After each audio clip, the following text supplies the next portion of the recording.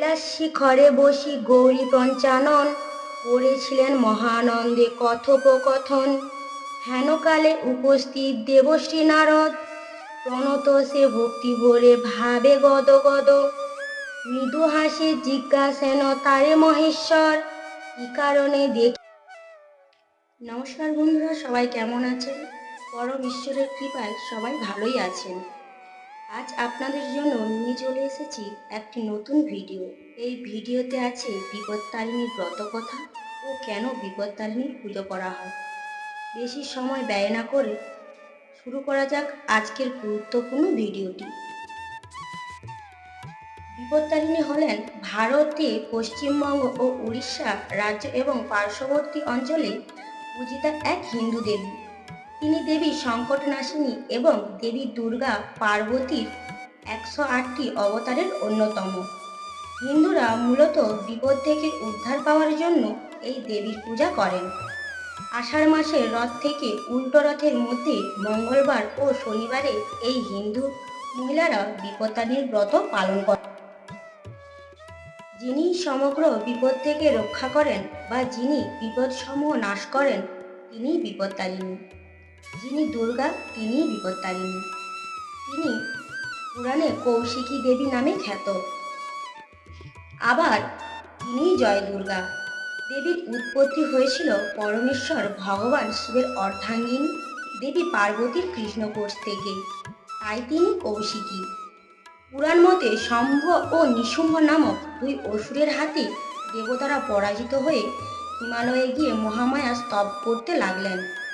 সেই সময় পরমেশ্বরী ভগবতী পার্বতী সেই স্থান দিয়ে যাচ্ছিলেন। দেবী তাদের স্তব শুনে বললেন, আপনারা এখানে কার স্তব করছেন? সেই সময় ভগবতী পার্বতীর শরীর থেকে তার মতন দেখতে আরেকজন দেবী বের হয়ে আসলেন। সেই নব আবির্ভূতা দেবী জানালেন, ইহারা আমার স্তব করতেছেন।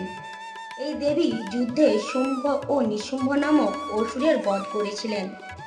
এই দেবীর মহাচ্ছন্ন শুম্ভাসুরকে অদ্বৈত জ্ঞান দান করে বলেছিলেন, এই জগতে এক আমি আছি, আমি ছাড়া আমার সাহায্যকারিণী আর কে আছে? ওরে দুষ্ট, ভালো করে দেখ, ব্রাহ্মণী প্রভৃতি শক্তি নাম আমার অভিন্না বিভূতি বা শক্তি। এই দেখ, তারা আমার সঙ্গে মিশে যাচ্ছে। আর একটি পৌরাণিক গাথা অনুসারে একদা ভগবান মহাদেবের রহস্য চলে দেবী পার্বতীকে কালী বলে কৈলাস শিখরে বসি গৌরী পঞ্চানন হয়ে পড়েছিলেন মহানন্দের কথোপকথনের কৃষ্ণবর্ণ। হেনকালে উপস্থিত দেবশ্রী নারদ কৃষ্ণবর্ণা স্বরূপ দেবী হলেন দেবী পার্বতীর অঙ্গ থেকে সৃষ্টি জয় দুর্গা, কৌশিকী দেবী ও বিপত্তারিণী দুর্গা। এবার আমরা জানব বিপত্তারিণীর ব্রত কিভাবে প্রচার হলো। কৈলাস শিখরে বসি গৌরী পঞ্চানন করেছিলেন মহানন্দে কথোপকথন। হেনকালে উপস্থিত দেবশ্রী নারদ, প্রণত সে ভক্তি ভরে ভাবে গদ গদ। মৃদু হাসে জিজ্ঞাসেন তারে মহেশ্বর, কি কারণে দেখি আজ কৈলাস শিখর। নারদ বলেন, দেব দুঃখিত অন্তর, জগতেরও দুঃখ দেখে ভাবি অতপর। মর্তবাসী নারীগণ দুঃখ কষ্ট পায়, নানা বিপদেতে তারা সদা মৃত পায়। সবে সুখ শান্তি পায় তব করুণায়, তবে কেন নারীদের এত কষ্ট হয়? বিপদ নাশক হয় কিবাবত, শান্তি পাব সেই তত্ত্ব আমারে কহিলে।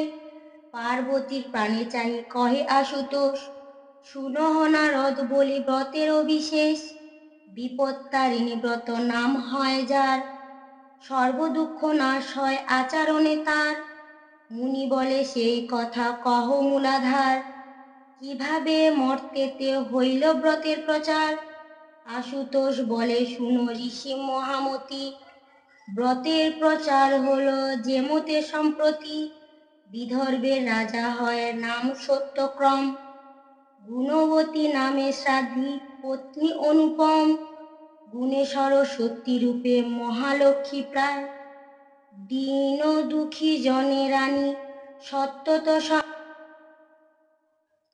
বিপত্তারিণী ব্রত করিতে প্রচার, দেবী দুর্গা মহামায়া করিল বিস্তার। পরম ধার্মিক রানী সতী গুণবতী, তাহাকেও মতিভ্রষ্ট করিলা সম্প্রতি।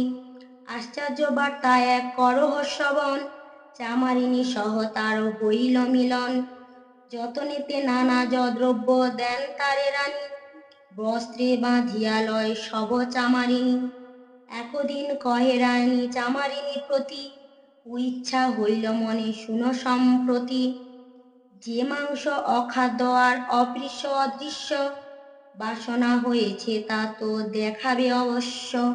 শিরে হাত দিয়া তবে বলে চামারিণী, অসম্ভব কথা কেন বল মহারানী।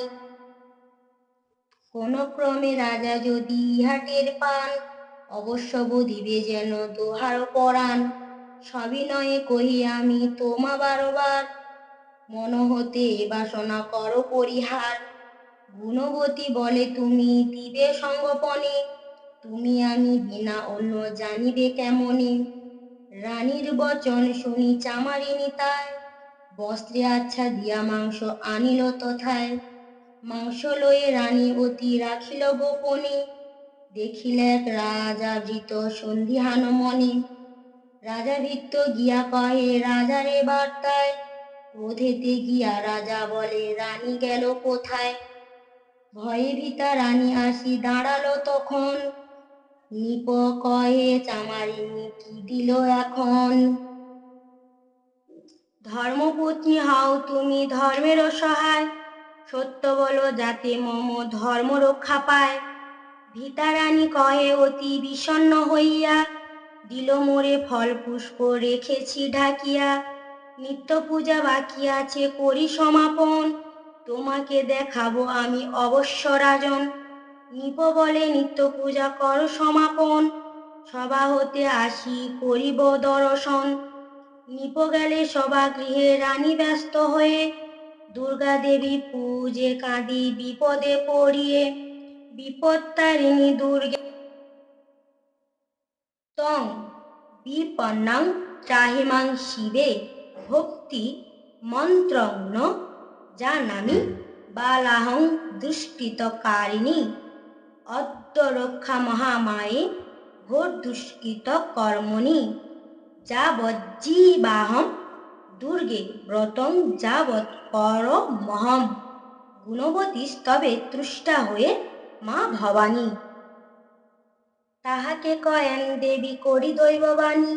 কেন মাতা তুমি এত মনে করো ভয়, অভয়া আমার নাম জানো তো নিশ্চয়।